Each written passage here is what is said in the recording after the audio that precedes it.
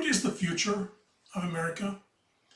My name is Richard Boyk, and I would like to share my thoughts about the recent campus protests. As I was pondering this topic, the question, what kind of future do we want for America, kept coming to my mind.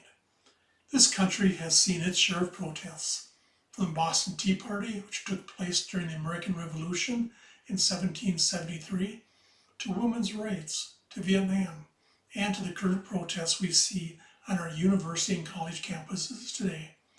I would include in this long list of protests the deadliest of all, the Civil War.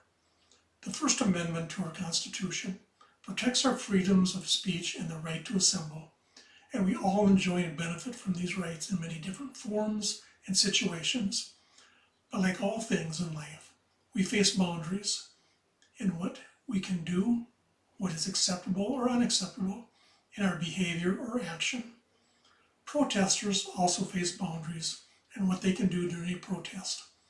A protester cannot damage public property, nor can they block traffic on a federal interstate highway or local street.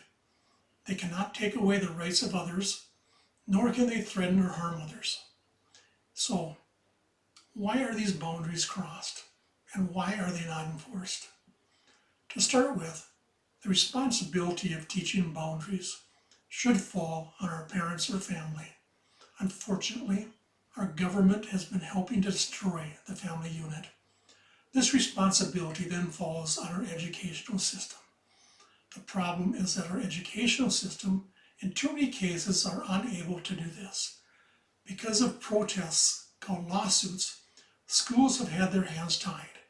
Some of these lawsuits may have been started with a good intention or based on a constitutional right, but many of them have caused unforeseen damage. Damage such as lack of discipline and respect for others. Other lawsuits that deal with religion have also contributed to this damage. If good values are not being discussed and reinforced in our schools, schools will continue to teach our children things which are unhealthy and destructive.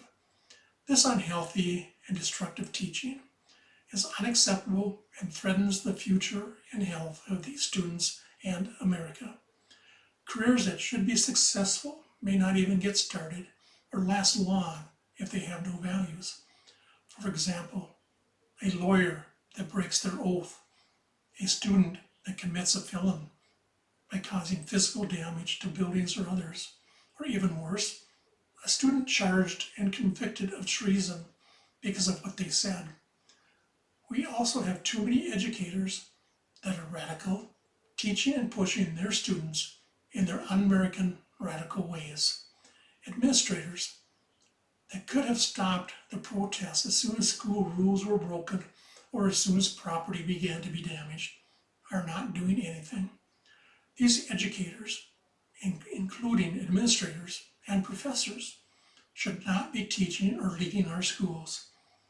They should be considered traitors to our educational system and must be fired and sued for any physical damage to any school building. Maybe the worst thing about these protests is where are the parents? When you are paying $60,000 or more per year to educate your child and provide them with the tools needed to have a successful career, are you not concerned about what your child is doing and that they may be throwing their life and career away? This brings me back to the question I have been pondering. What kind of nation do we want? Do we want a nation full of hardworking, common sense, law-abiding American patriots? Or do we want a nation full of DEI-educated Americans that hate America and themselves? We must not only elect Donald J. Trump as our next president, but we must also elect real conservatives to Congress. We cannot afford to have liberal Supreme Court. Our Supreme Court decisions must be based on the Constitution and the laws of the land. Thank you for watching or listening, and please subscribe to my podcast and share this with your friends. May God bless you, your family, and the United States of America.